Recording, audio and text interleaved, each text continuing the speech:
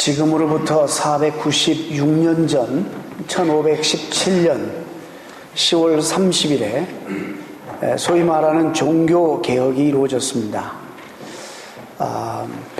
195개 조항의 당시에 타락한 로마 교황청, 특별히 성경을 잘못 해석해서 하나님의 백성들을 오도하는 그런 로마 교황청을 향해서 95개 조항의 반박 성명을 써서 비텐버그 교회 정문 앞에 붙임으로써 종교개혁에 불을 붙였습니다. 그 사람이 마틴 루터입니다. 이번 주가 종교개혁 주일입니다. 오늘 본문과 중심으로 우리 종교개혁에 대한 말씀을 함께 우리가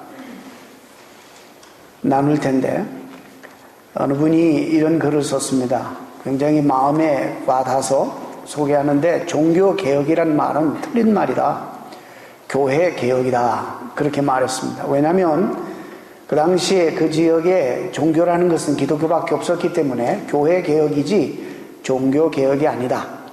그리고 이 레포메이션이 한국에 들어왔을 때 일본 사람이 해석해서 그것을 종교개혁이라 해석했기 때문에 이제는 그것을 교회개혁이라 그렇게 재해석해야 된다는 말을 하셨더라고요. 여러분, 이 reformed라는 말이 정말로 좋은 말입니다. 우리말에는 이것을 담아낼 단어가 없습니다. 사실 reformed라는 말은 개혁이라는 말로 우리가 번역했는데, 우리 교회가 이름이 개혁교회이기 때문에 굉장히 이렇게 함께 조인하기를 주춤하는 성도들이 있어요. 무슨 노동쟁이들이 머리에 띠를 두르고 인권을 위해서 투쟁하는, 개혁하자는 그런 어떤 집단인가 이렇게 생각하기 때문이죠. 그런데 성경의 이 reformed라는 이 신학적인 단어는 원래 하나님이 주셨던 성경의 원리인 하나님의 말씀의 원리로 되돌아가자. 세속주의 물결이 항상 교회를 이제 공격하고 성도들의 삶을 파탄에 빠뜨리고 여러 가지 정말 혼합주의와 또 세속주의와 종교다원주의의 영향을 받은, 정말 이 시대야말로 다시 496년 전에 이루었던 그런 교회 개혁운동이 어느 때보다도 절실하게 필요한 때가 아닌가 이렇게 생각을 해봅니다. 그 교회 개혁의 공헌이라고 한다면 많은 것이 있지만 말씀의 회복입니다. 감춰졌던 말씀이 드러났습니다. 말씀의 회복. 또 하나는 성도들의 어떤 자긍심 회복, 만인 제사장설이 회복이 되었습니다. 오늘 본문에도 바울이 이와 같이 신의 소생이 되었는데 어찌하여 신을 금이나 은이나 돌과 같이 여길 것이냐, 이렇게 한탄해하는 말씀을 우리가 함께 읽었습니다. 목사님, 지금 우리는 교회에 앉아있고 우리가 무슨 하나님을, 우리가 믿는 하나님을 무슨 금이나 은이나 돌로 스태츄를 만들어서 섬기지 않는데 왜 그런 말씀을 하십니까? 이렇게 여러분이 질문하실지 모르지만은 오늘 우리에게도 정말 많은 우상들이 있습니다. 오늘 그 가운데서 정말 이 개혁이 우리에게 주는 최대의 어떤 그 베니피트 중에 하나인 우리의 그리스도인된 우리의 신분의 자긍심, 이런 것들을 우리 잠시 말씀을 나누려고 합니다. 여러분 잘 아는 그 안데르센 동화 가운데 그 미운 아기오리라는 동화가 있습니다. 그 이야기의 줄거리는 이렇습니다. 어쩌다가 백조 알 하나가 굴러 들어왔습니다. 어디로? 이 오리알이 있는 데로 굴러 들어왔습니다. 그래서 이 오리는 자기 알인 것처럼 생각하고 자기 알들과 함께 품어서 부화를 시켰는데 한 녀석이 좀 엉뚱한 녀석, 모습도 다르고 생긴 것도 다르고 우는 소리도 다른 이런 모습으로 하나가 태어났습니다. 그래서 천덕꾸러기가 됐습니다. 자기들과 모습도 다르고 어디서 이런 별종이 태어났을까 해서 엄마의 근심도 되고, 또 자기들과 같은 소리를 내면서 울지 않는다는 이유로 쪼아대고, 자기들과 같이 위풍당당하게 엉덩이를 흔들면서 걷지 않는다고 쪼아대고 멋없게 뻗점다리 일자다리를 쭉 떨어뜨리면서 똑바로 걷는 이 꼴을 보기 싫어서 가족에서 핍박을 많이 당했습니다. 그 속에서 태어난 이 백조는 내가 어떻게 하면 어머니의 근심거리를 덜어드리고 우리 형제들 사이에 사이좋게 지내고 따돌림 받지 않냐고 함께 살아갈까? 치열하게 애쓰고 노력하는데도 그게 마음대로 되지 않았습니다. 그런데 어느 날부터 날개 축제 아래가 간지럽더니 자꾸 이렇게 뻐근하더니 이상해집니다. 그래서 날갯짓을 해봅니다. 날갯짓을 해보는데 날개에 힘이 들어가고 몸이 조금씩 뜨기 시작하는 겁니다. 그래서 그 연습을 계속 하다가 날갯짓을 심하게 하니까 이 백조가 결국에 땅에서 뜨기 시작하고 계속 창공으로 올라가기 시작합니다. 자기도 몰랐던 그 능력이 자기에게 있는 것을 발견합니다. 창공을 향해 날아보니까는 호수가, 아름다운 정말 호수가 있습니다. 호숫가에 내려서 처음으로 호숫가에 비치는 자기 얼굴을, 자기 모습을 처음으로 보게 됩니다. 자기는 오리가 아니었습니다. 백조였다는 사실을 알고 그 옆에 함께 날아들어온 백조를 통해서 자기가 누구인지를 알게 되었습니다. 옛날에는 오리들을 흉내내면서 형제들을 따라서 시궁창을 뒤져보았지만 즐겁지 않았습니다. 그런 자기 모습이 늘 싫고 미웠습니다. 행복하지 않았습니다. 그런데 자기가 이제는 왜 행복하지 않았고 왜 그렇게 힘들었는지 그 비밀을 알게 되었습니다. 자신이 오리들과 함께 어울려 사는 것이 왜 그렇게 어색하고 힘이 들었는지를 비로소 깨닫게 되었습니다. 왜 그는 날갯축지 아래가 그렇게 근질거렸는지도 알게 되었습니다. 그는 그때로부터 날갯짓을 하며 한껏 오리들이 날지 못하는 창공을 나르면서 이 세상, 아름다운 세상을 보게 되었고 더 이상 그는 오리들 속에 끼려고 하지 않았고 오리들과 같이 시궁창을 뒤지지도 않았습니다. 정말 우아한 백조답게 백조로서의 삶을 살아갔다는 그런 이야기입니다. 베드로전서 2장에 하나님 백성들에게 하나님 이런 말씀하십니다. 너희는 택하신 족속이요 왕같은 제사장들이요 거룩한 나라요 그의 소유된 백성이니. 우리에게 그렇게 말씀합니다. 이 말씀은 흩어져 있는 초대교회의 핍박과 박해 속에서 흩어져 있는, 그러면서 그리스도인으로 삶을 산다는 것이 쉽지 않아서 결국에는 배교하고 신앙을 떠나고 세상에 그리스도인답지 않게 살아가는 많은 사람들에게 그들의 아이덴티티가 무엇인지를 설명해 주기 위해서 베드로 사도가 피토하는 심정으로 이 말씀을 주신 것입니다. 고린도후서 5장 17절에도 그리스도 안에 있으면 너희는 새로운 피조물이라 이전 것은 지나갔으니 보라 새 것이 되었도다. 그리스도 안에 있는 사람은 뉴 크리처, 새로운 피조물이 되었다라고 우리에게 분명하게 선언하고 있습니다. 한마디로 말하면 우리 그리스도인들은 안데슨 동화처럼 우리는 백조가 되었소, 백조처럼 고상하고 멋진 존재들이라는 이런 말씀입니다. 신분적으로 새로운 피조물이 되었습니다. 그런데 정말 많은 그리스도인들이 오리처럼 살고 있다는 것이 문제라는 것입니다. 오리 흉내를 내면서 오리처럼 살려고 몸부림치고 있습니다. 오리들에게 인정받고 싶어가지고 칭찬받으려고 땀을 흘리면서 치열하게 살아가고 있는 모습이 오늘날 우리 그리스도인들의 모습이 아닌가 생각을 해봅니다. 우리가 살아가는 세상이 우리에게 무엇을 약속합니까? 이 세상은 죄로 타락해 사탄이 다스리는데 사탄이 다스리는 이 세상이 무엇을 우리에게 약속해 주고 있습니까? 내가 좀 더 사람들이 부러워할 만한 것들이 있어야지만 사람들이 부러워하지 그 모습 그대로 사람들은 너를 인정하지 않는다.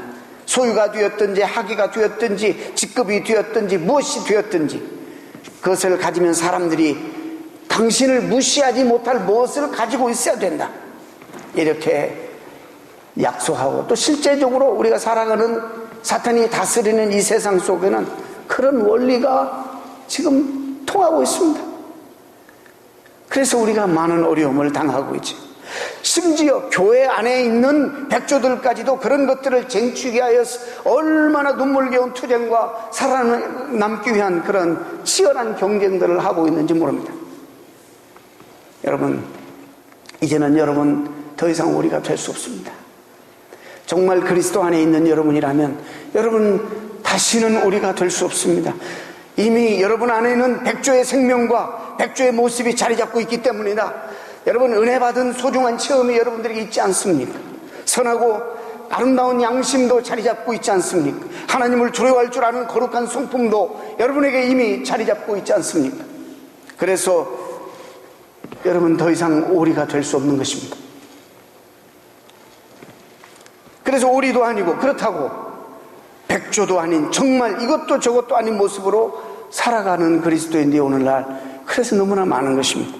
그러니 늘 자신에 대해서 만족이 없는 것입니다. 늘 불만입니다. 신앙생활도 즐겁지 않습니다. 세상살이도 그렇게 그다지 행복하지 않습니다. 그냥 밀려서 살아가는 것 같은 느낌을 받습니다. 사회심리학에서는 이런 현상을 이 정체성의 위기라, 이 identity crisis, 이 정체성 위기라 이렇게 부릅니다. 자기가 누구인지 자기 모습을 잃어버린 채 자기도 아니고 또 남도 아닌 뒤죽박죽한 삶을 살면서 겪게 되는 위기를 바로 정체성의 위기라 이렇게 말합니다. 그래서 여러분, 정체성이라는 말은 영어로 identity라는 말이에요. 여러분, 이 대단히 중요한 말이 요즘 많이 쓰는 신분증과 같은 뜻입니다. 이 identification number, ID, identification 카드를 우리가 ID 카드라 이렇게 말하지 않습니까? 출생증명서, 변할 수 없는 것입니다. 운전면허증, 나를 대변해주는 카드입니다. 소셜 시큐리티 카드, 그건 내 겁니다. 이 신분증이 가지는 기본적 특성이 무엇인지 아십니까? 기본적 특성은 그 사람의 본래 모습을 담고 있어야 된다는 것입니다. 변하지 말아야 합니다. 바로 이 정체성이라는 말의 원래 의미가 그런 것입니다. 오늘 그리스도인들이 자기 정체성을 잃어버리고 있다는 것입니다. 이 identity crisis, 자기가 누군지를 모르는 거예요. 자기도 아니고 좀 남의 삶을 부러워하는 사람들을 흉내내면서 살아가는 이런 참 그리스도인들 오늘날 너무 많다는 것입니다. 한 사람의 본 모습이 어떤 상황 속에서 변할 수 없는 자기의식을 우리가 말하는 거예요. 그것이 바로 이 아이덴티티예요. 여러분, 사전적 정의는 사물의 자기 동일성, 같음성을 말한다. 다양한 상황 속에서도 유지되는 자기의식, 이것을 정체성이라고 말합니다. 그렇습니다. 저와 여러분은 누구입니까? 우리는 그리스도인입니다. 하나님의 자녀들입니다. 이제 그리스도인이라는 것은 이제 우리의 본 모습이 되어버렸습니다. 그리고 이 모습은 어떤 상황 속에서도 변해서는 안 되는 우리다움의 본래 모습이 되어버렸습니다. 하나님이 우리를 그렇게 만들어버렸습니다. 여러분이 예수 그리스도를 영접했다면, 그리스도 안에 있다면 우리 이미 다른 신분으로, 다른 사람으로 하나님 우리를 바꾸어 놓으셨습니다. 우리 무리에 우리는 있을지라도 우리는 이미 백조가 되어버린 것입니다. 그러나 세상에 묻혀 사는 동안 이 본 모습을 잃어버릴 때가 얼마나 많은지 몰라요. 우리가 누군지 모를 때가 많아요. 망각하거나 착각할 때가 있습니다. 자기가 백조인데 오리인 줄 알고 오리처럼 살려고 얼마나 발버둥되는지 모릅니다. 그러다가 끝내 자기의 본 모습마저도 잃어버리는 경우가 있습니다. 이것이 바로 신앙의 정체성 위기예요. 대부분 그리스도인들에게 발견할 수 있는 불행한 근본 원인이 이것입니다. 이 신앙의 정체성의 위기 때문에 신앙생활도 힘을 잃어갑니다. 힘이 없습니다. 그렇다고 세상 일도 잘 풀려지는 것 같지도 않습니다. 사는 것이 크게 즐겁지 않습니다. 행복하지 않습니다. 신앙생활을 하는데도 별로 그냥 그게 그렇습니다. 그냥 이상과 꿈은 날마다 성령 충만하여서 날마다 은혜 받고 하나님의 능력에 사로잡혀 살고 싶은데 그렇게 잘 되지 않고 신앙 성장도 안 되는 것 같고 모든 게 더딘 것 같습니다. 왜 이렇게 정체성의 위기, 신앙의 정체성의 위기까지 경험하게 되는 것일까? 초대교회 때 혹독한 박해 상황이 많은 그리스도인들에게 이런 정체성의 위기를 맞게 했습니다. 자기가 그리스도인임을 드러냈다가는 당장 붙잡혀서 혹독한 박해를 받고 심하면 죽음, 순교까지 당하는 그런 상황이 벌어졌기 때문에 자기가 그리스도인이라는 사실을 숨기는 사람들이 주변에서 막 늘어나기 시작하는 거예요. 그렇게 신앙 좋았던 사람도 결국에 신앙을 떠나버리고, 더 나아가서는 오히려 보다 적극적으로 신앙을 저버리고 자기가 그리스도인이 아니라고 부정하는 사람들이 무척 주변에서 늘어나게 되었습니다. 남 앞에서, 당시 기득권자들 앞에서 철저하게 신앙을 부인했던, 그래서 마치 철저하게 오리처럼 살았던 그들이 그러면서도 은밀하게 예배 자리는 나오는 것입니다.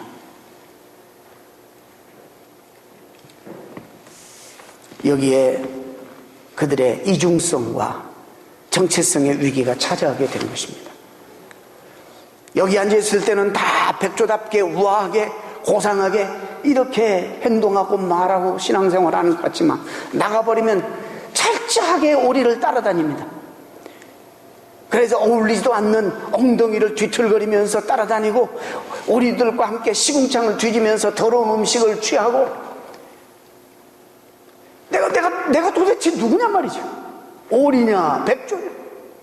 이런 신앙의 정체성의 위기를 우리가 겪기 때문에 신앙 성장이 안 되고, 우리가 신앙생활에도 그렇게 기쁨이 없고 신앙생활을 하면서도 이렇게 만족하지 못하는 것입니다. 종교개혁주의를 당해서 정말 우리의 개인과 가정과 교회가 회복해야 될 것이 도대체 무엇인가?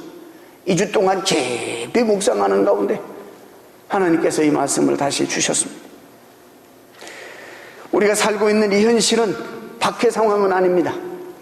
자기가 그리스도인이라는 사실이 알려지면 따돌림을 당하고 불이익을 당하게 되는 경우를 만나게 될 때에 많은 그리스도인들이 자기 신분을 숨기고 나가서 부정하다가 그리스도인에서 정체성의 위기 가운데 있는 사람들, 우리 주변에 너무나 많습니다.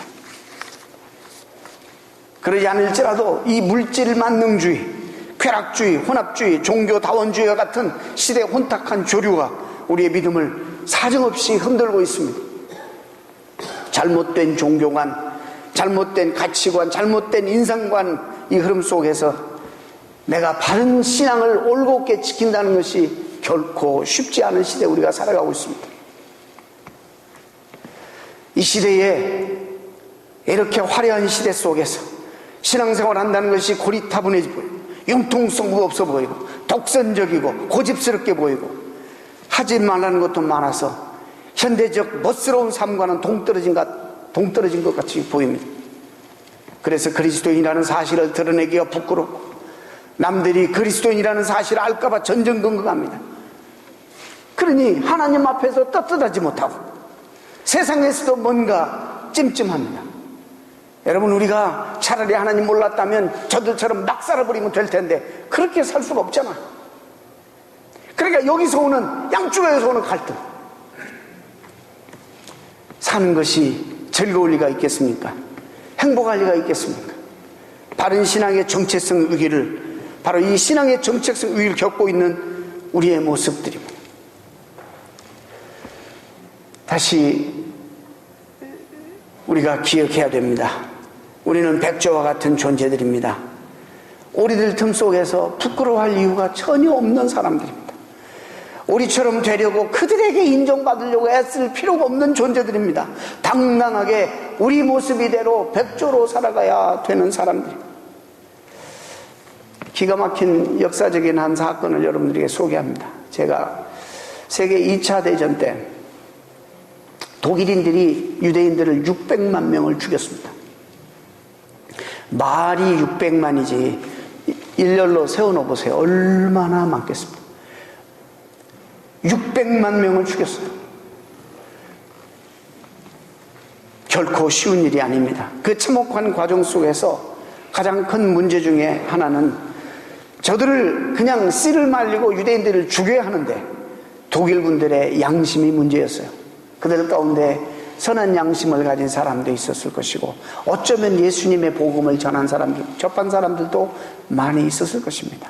사람이 사람을 죽이는 것은 이게 보통 문제가 아닌 것입니다. 이게 어마어마한 문제인 것입니다. 어떻게 선한 양심을 가지고, 사람의 양심을 가지고 같은 사람을 죽일 수가 있는 것입니까? 죄 없는 사람을 죽이는 일에 사람이라면 누구나 양심의 가책을 받기 때문에 알게 모르게 그들을 죽이는 일에 생각보다 쉽지가 않았어요. 엄청 지연될 수밖에 없었다고 해요. 그런데 독일 사람들에게 이 같은 양심의 문제를 쉽게 해결할 수 있는 전략 하나를 세우게 됐어요. 그 전술이 뭐냐면, 여러분 잘 들으세요. 포로들을 모아놓는데 수만 명을 모아놓은 포로 수용소에 화장실을 하나밖에 안 팠어요. 그리고 화장실 가는 시간도 제한했어요. 자, 그러면 어떻게 되는 것입니까? 물론 화장실이 한 건물에 여러 개가 있었는지 그건 잘 모르지만은 한 건물만 수만 명을 수용해 놓고 화장실을 한 건물만 지어놨어요. 하루 일과가 끝나 숙소에 갇히게 되면 그들은 즉시 배변의 고통에 시달려야만 했습니다. 결국에 어쩔 수 없이 그들은 숙소에다가 배변을 할 수밖에 없었고, 배설을 할 수밖에 없었고, 마치 얼마 안 가서 그 숙소는 돼지 우리처럼 되어버렸습니다. 배설물로 더럽혀질 수밖에 없었습니다.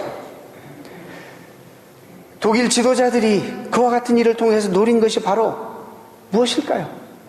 인간의 자존감 상실입니다. 사람으로 보이지 않게 만들어버린 것입니다. 오물 속에, 배설물 속에 함께 갇혀있는 그 인간들을 인간으로 그다음부터는 보이지 않는 것입니다.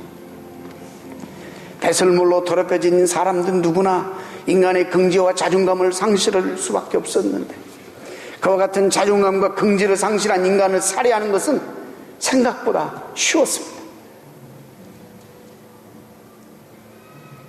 우리가 백조처럼 이 세상에 살지 않기 때문에 사탄이 우리를 어떻게 보겠습니까?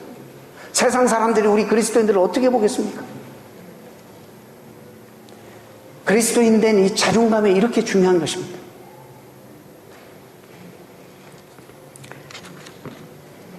기가 막힌 상황 속에서 포로 수용소에서 살아남는 것은 정말 기적 중에 기적이었습니다. 그런데 그 기적이 나름대로 인간됨의 기본 원칙, 자존감을 지키는 사람들 가운데 일어나기 시작했습니다.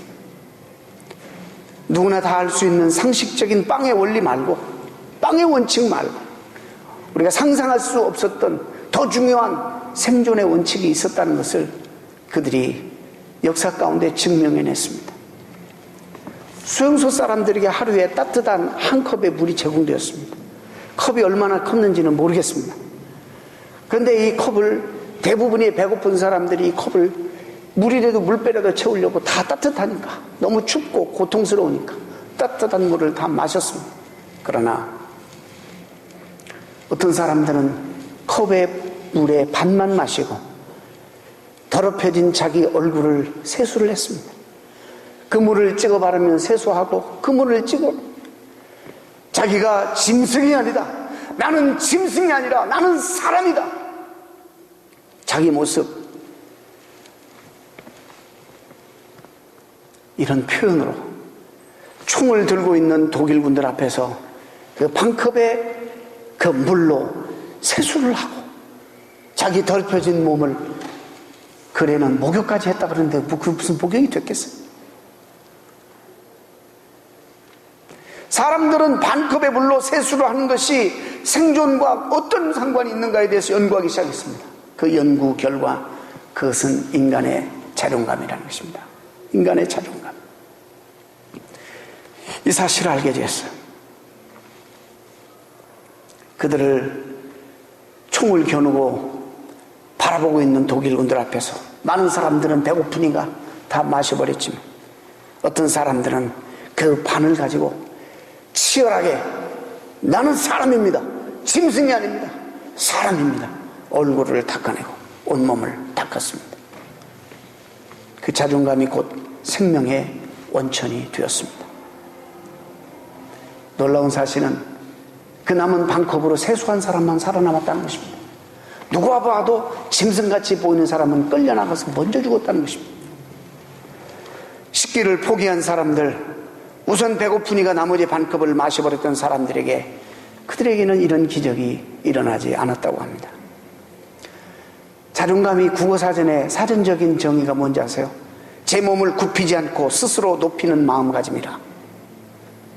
세상 사람들 앞에서, 우리들 군중 앞에서, 사탄 앞에서 하나님의 백성으로서 자기 몸을 굽히지 않고 스스로 높이는 마음가짐, 이것이 자존감이라는 거예요. 오늘 왜 이렇게 우리가 무기력해졌는가? 여기에 문제가 있다고 봅니다. 세상을 향해 아첨하거나 비굴해지지 않기 위해서 자존감을 지키는 것이 얼마나 우리에게 중요한지 모릅니다. 그것은 하나님의 자녀답게, 우리가 하나님의 영광스러운 하나님의 자녀답게 스스로 높이는 마음가짐. 안타까운 것은 교회에 와서는 왕자처럼 처신하면서 밖에 나가면 그 오리 군중 앞에 가서 거지처럼 행세하는 오늘날의 많은 그리스도인들, 이게 얼마나 큰 불행인지 모릅니다. 아무리 많은 사람이 모여든다 할지라도 그런 그리스도인들로서는 세상이 까딱하지도 않고 아무런 영향받지 않습니다. 수년 전 세상을 떠난 우리 한국이 잘 아는 성철 스님이 평생 진리를 추구하는 구도자의 삶을 살았습니다. 40-50년간을 엄청난, 죽고 난 다음에, 돌아가시고 난 다음에 정리하는데 추억으로 책을 실어 날릴 정도로 엄청난 많은 책을 대하면서 초등학생의 교과서를 비롯해서 몇 추억분의 책을 실어 날릴 정도로 책을 많이 읽으시고 40-50년간 면벽을 하면서 진리가 도대체 무엇일까? 도대체 진리가 무엇일까? 사람이 무엇일까? 도를 닦았습니다. 그가 그 평생 도를 닦고 남긴 말이 하나가 있어요. 잘 아는, 산은 산이고 물은 물이다. 산은 산이고 물은 물이다. 결국 인생은 그저 인생일 뿐 그 이상의 아무것도 아니라는 자각입니다. 이처럼 하나님을 모르는 사람이라, 이 사람이 정말 하나님을, 예수님을 만났더라면 위대한 영적인 한국의 지도자가 됐을 거예요. 그런데 잘못 길을 들어서 잘못된 구도자의 길을 걸은 것입니다. 이처럼 하나님을 그러나 모르는 사람일지라도 조금이나마 깨어있는 사람은 인생이 아무것도 아니라는, 그리고 부귀영화가 한낱 헛기배와 같다는 사실을 알게 되는데,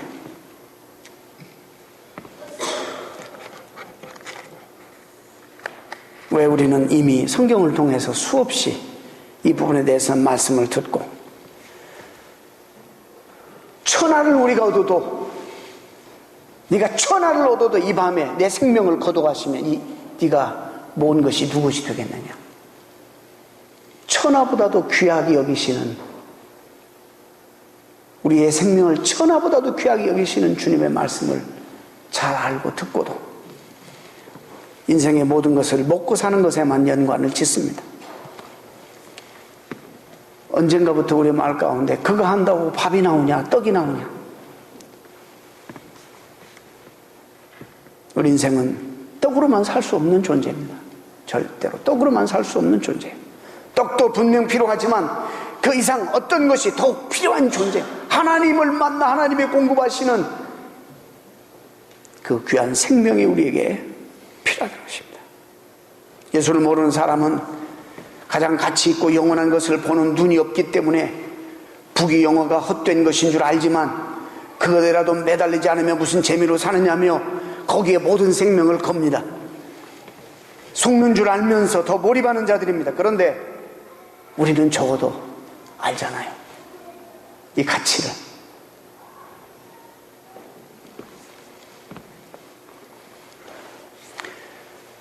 근데 고백은 그렇게 하고 알기는 잘하는데 살아가는 모습이 언제나 천하보다도 귀하게 여기시는 사람보다도 우리는 돈을 더 귀히 여기고 살아갑니다. 그래서 이 세상의 모든 문제는 바로 사람보다도 세상과 돈을 더 귀하게 여기는 데서부터 온다고 생각합니다.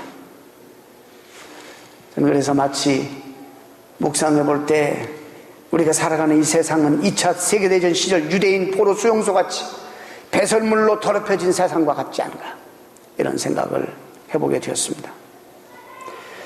그와 같은 세상에서 깨끗하게 산다는 것은 불가능한 일임에 틀림이 없습니다.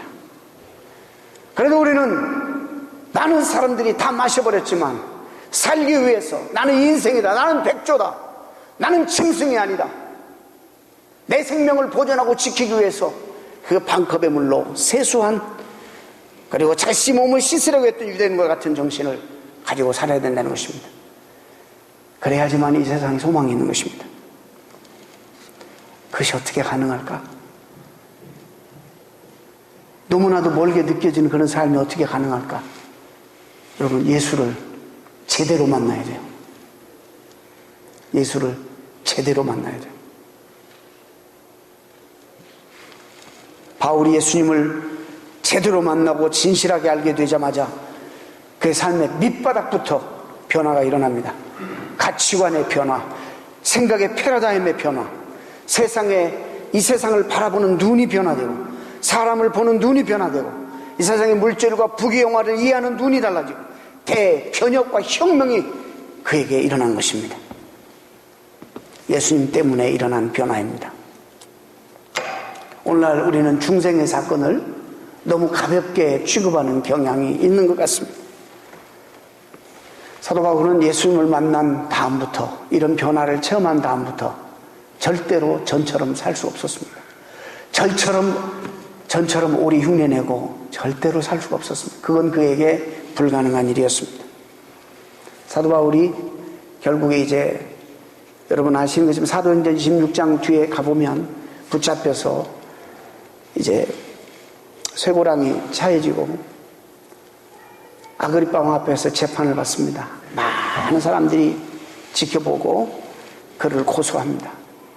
사도 바울이 층계를 이렇게 계단에 올라가면서 뒤를 돌아보고 자기를 고소하는 많은 유대인들에게, 부형들아, 당신들이 이렇게 묶여있는 것 외에는 다 나처럼 되기를 내가 간절히 바라노라.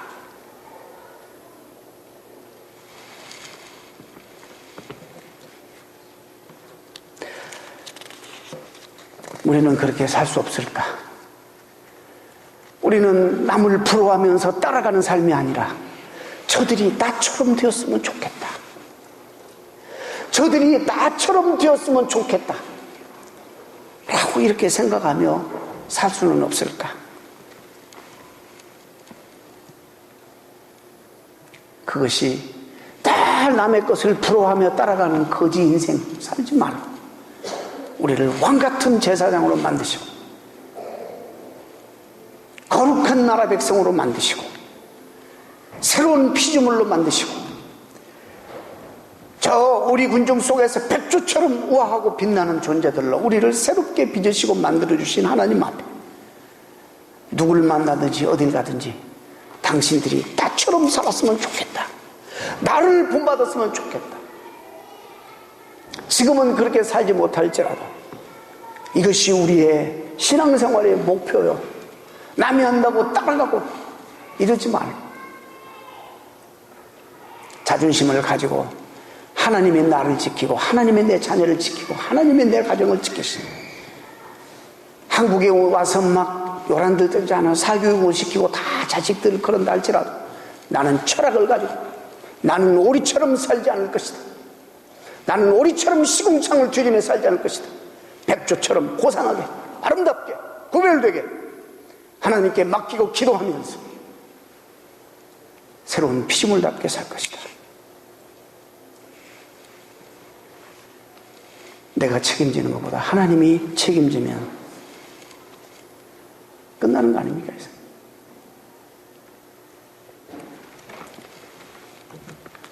종교개혁주의 주의를 맞이해서 496주년 이 주간에 전 세계적으로 기념하는 주간입니다. 사랑하는 성도 여러분, reformed, 우리가 하나님의 말씀으로 되돌아가고 회복돼야 될 우리의 가치관이 뭐냐? 우리의 생각의 틀이 바꿔져야 된다면 뭐냐? 내 가정과 개인과 우리 교회가 정말 개혁돼야 되는 부분이 뭐냐? 하나님의 말씀으로 다시 한번 점검받고 회복받아서 신앙생활이 다시 한번 하나님 앞에 건강하게 회복되는 여러분 되시기를 주님의 이름으로 축원합니다. 기도하겠습니다.